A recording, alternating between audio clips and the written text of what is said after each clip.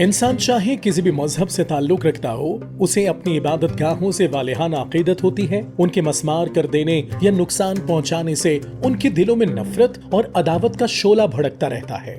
اس کے جذبات مشتعل ہو جاتے ہیں اور وہ تشدد و فساد پر اتر آتا ہے، جس سے پورا شہر اور ملک دہشت و فساد کا شکار ہو جاتا ہے۔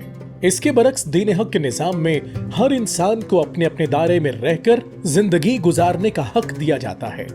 ایسا دین جو ہمیشہ سے سارے انبیاء کرام علیہ السلام کا ہے، جو اللہ کے نزدیک پسندیدہ ہے، اسی کا نام اسلام ہے۔ اللہ تعالیٰ کا فرمان ہے، اللہ کے نزدیک دین صرف اسلام ہے۔ ایسے دین میں زور زبردستی کی کوئی گنجائش نہیں۔ لوگوں کو اپنی پسند کا اختیار دیا جاتا ہے تاکہ اندازہ ہو کہ کون صحیح راستہ اختیار کرتا ہے اور کون غلط۔ قرآن مجید میں اللہ تعالیٰ کا فرمان ہے، اے نبی صلی اللہ علیہ وآلہ وسلم، آپ کہہ دیجئے یہ حق تمہارے رب کی طرف سے ہے، اب جس کا جی چاہے مان لے، جس کا جی چاہے انکار کر دے۔ ہم نے ظالموں کے لیے آگ تیار کر رکھی ہے۔ اسلام اپنے نظریات کو طاقت سے کسی پر مسلط کرنے اور اپنے مذہب و تہذیب میں دوسروں کو ضم کرنے کی کوشش کرنے سے منع کرتا ہے۔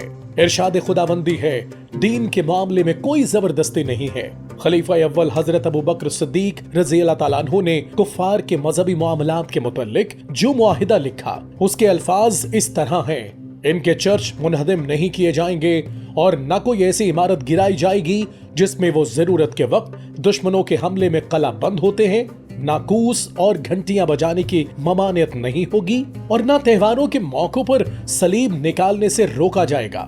حضرت عمر فاروق رضی اللہ تعالیٰ عنہ نے غیر مسلموں کے حقوق کی حفاظت کے لیے جو معاہدہ تحریر فرمایا، اس کے بعض اجزاء اس طرح ہیں: یہ امان ہے جو اللہ کے غلام امیر المومنین عمر رضی اللہ تعالیٰ عنہ نے اہل ایلیا کو دی۔ یہ امان جان و مال، گرجا، صلیب، تندرست و بیمار اور ان کے تمام اہل مذہب کے لیے ہے۔ نہ ان کے گرجا میں سکونت اختیار کی جائے گی، نہ وہ ڈھائے جائیں گے، نہ ان کے احاطے کو نقصان پہنچایا جائے گا، نہ ان کی صلیبوں اور ان کے مال میں کمی کی جائے گی۔ مذہب کے بارے میں ان پر کوئی جبر نہیں کیا جائے گا، نہ ان میں سے کسی کو نقصان پہنچایا جائے گا۔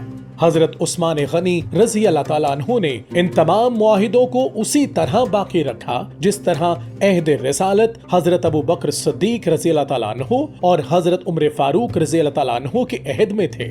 کچھ غیر مسلموں نے حضرت علی المرتضیٰ علیہ السلام سے ان کے گورنر عمرو بن مسلمہ کی سخت مزاجی کی شکایت کی تو حضرت علی المرتضیٰ علیہ السلام نے گورنر کو لکھا، مجھے معلوم ہوا ہے کہ تمہارے علاقے کے غیر مسلموں کو تمہاری سخت مزاجی کی شکایت ہے، اس میں کوئی بھلائی نہیں ہے۔ نرمی اور سختی دونوں سے کام لو، لیکن سختی ظلم کی حد تک نہ پہنچ جائے۔ ان کے خون سے اپنا دامن محفوظ رکھو۔ دین حق کا نظام تمام انسانوں کے مذہبی معاملات کو تسلیم کرنے کے ساتھ ساتھ ان کی صحیح رہنمائی اور خدائی نظام کی دعوت دینے کا حکم بھی دیتا ہے، تاکہ انسان کو دنیا میں امن و سکون حاصل ہونے کے ساتھ ساتھ آخرت میں بھی پرسکون زندگی نصیب ہو۔ اسی بنا پر ہمیں دین حق کا نظام اپنانا چاہیے۔